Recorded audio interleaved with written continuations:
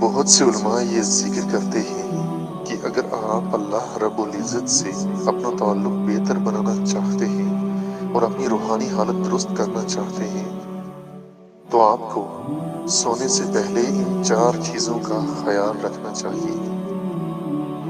Number 1، آپ نے اپنے تمام تنازعات کو حل کر لیا ہے جو کسی کے ساتھ بھی ہو سکتے ہیں اور تمام معاملات طے کر لیے ہیں۔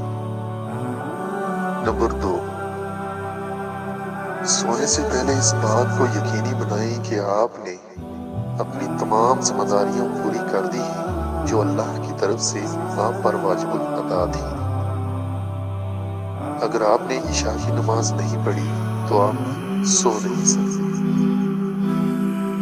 نمبر 3، آپ کو سونا نہیں چاہیے جب تک کہ آپ اللہ کے حضور اس کے حصول قرب کی خاطر بیٹھے نہ ہوں، اللہ سے توبہ کی ہے اور اللہ سے ان گناہوں کی معافی مانگی جن کا ماضی میں ارتکاب کیا ہوگا۔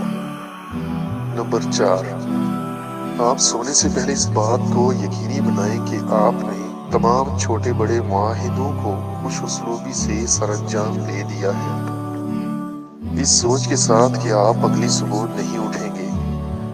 ہر بات کی وضاحت کر چکے ہیں اور یہ طے ہے کہ آپ کے خاندان اور دولت کے ساتھ کیا کیا جائے گا۔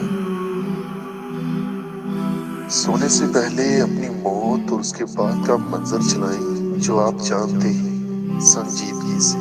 اللہ رب العزت سے تعلق رکھنے کے لیے یہ ضروری ہے۔